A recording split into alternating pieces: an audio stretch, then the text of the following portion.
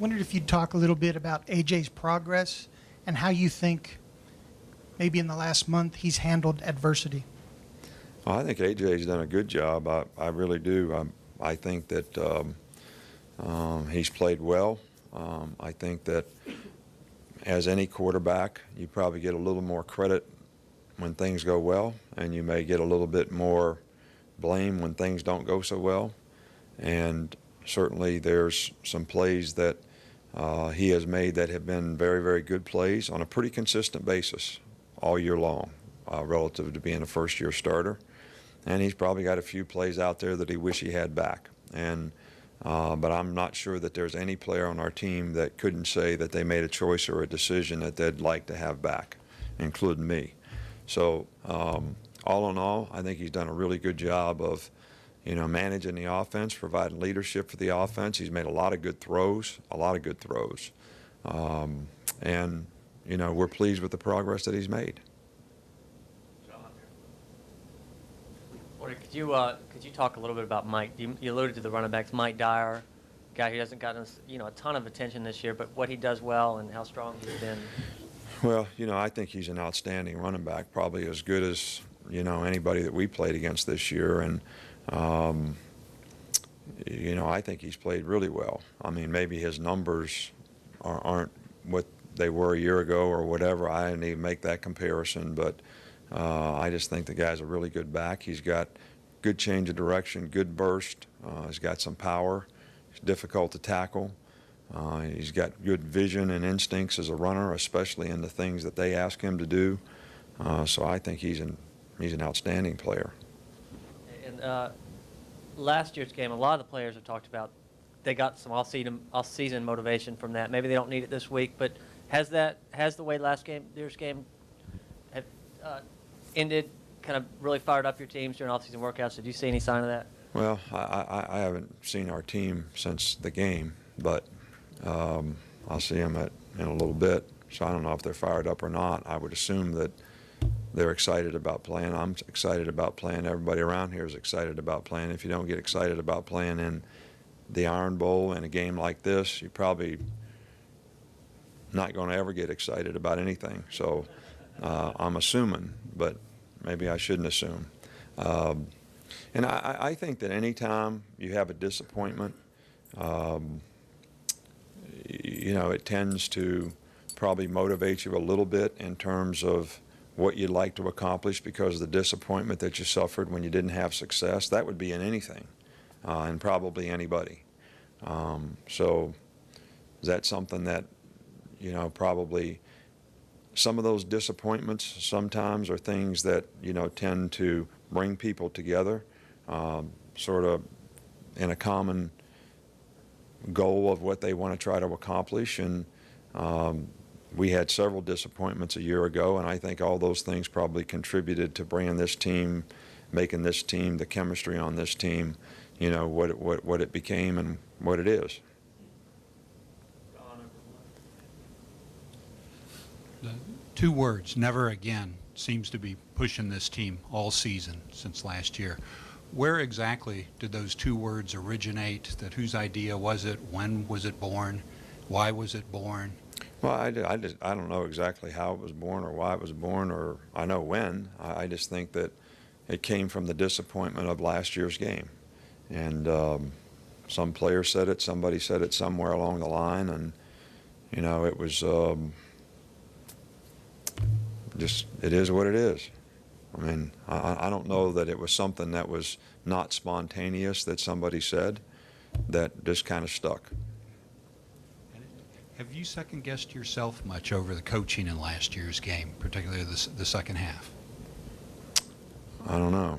Specifically what? I mean, since things went bad, I think it was a horrible job of coaching, if you want to know the truth about it. I mean, just like everything else. And when it goes good, same guy coached the first half as the second half. So whatever happened in the first half, I guess we all did great.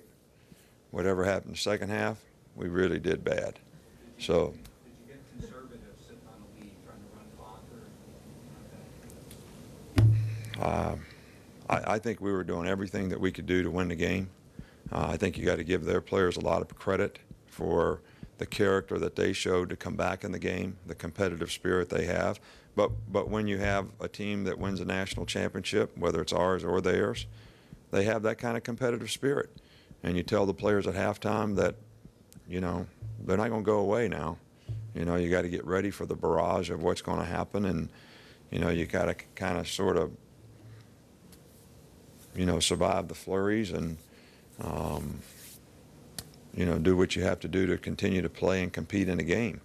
And I just, you know, they did a better job in the second half than we did. Another Thanksgiving-related question. Is there a certain point where the team nutritionist steps in and says, celebrating is fine, but remember Saturday's coming? We have a team nutritionist that's probably saying that every week to probably several of our guys. But look, Thanksgiving is an important time. It's an important time for family. It's an important time for everyone to give thanks and to realize, you know, all they have to be thankful for. And, you know, I think it's just one of those things that's probably a little bit more important than a football game.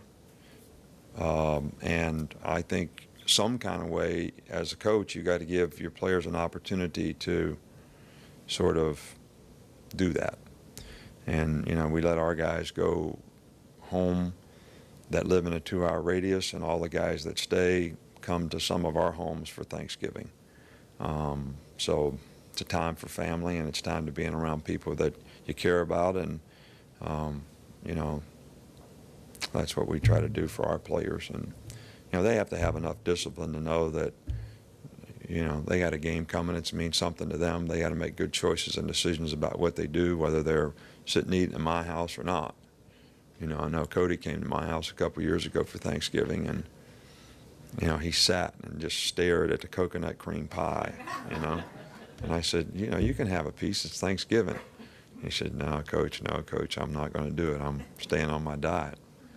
So I don't know what happened when I left the room, but he was at least good when I was watching him.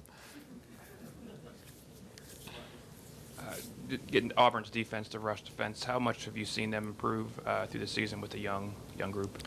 Well, I think they've done a really good job, you know, all year long. They had a lot of young guys. They had a lot of guys that they had to replace from a year ago, and, you know, they seem to be getting better and better and better as the year has gone on, and seem to play, you know, especially well when they're, you know, playing at home, and they had some tough games on the road. But, you know, a lot of things contribute sometimes when you give up points, and I don't think that you can always contribute it just to the defense. Field position, turnovers, you know, lots of things contribute to that. And but they played really well at times this year, and they've become more and more consistent as the year's gone on.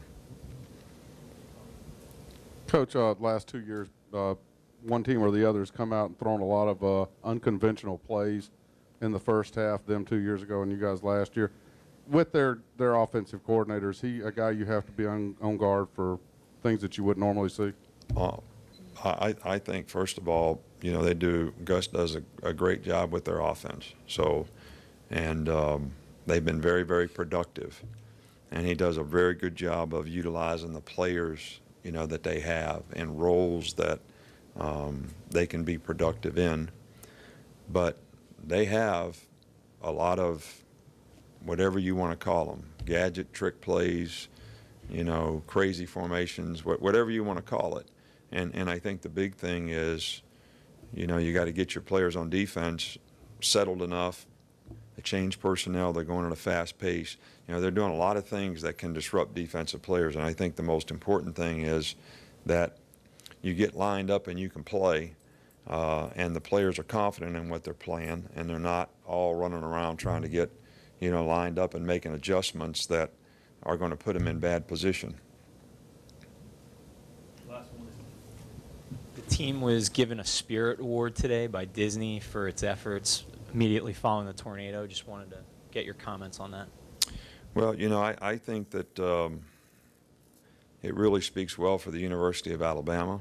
I really think it speaks well for a lot of people in the organization who made a significant contribution to trying to help people in the community who needed help, who were affected by, probably as devastating a circumstance that I've ever had to deal with in my life.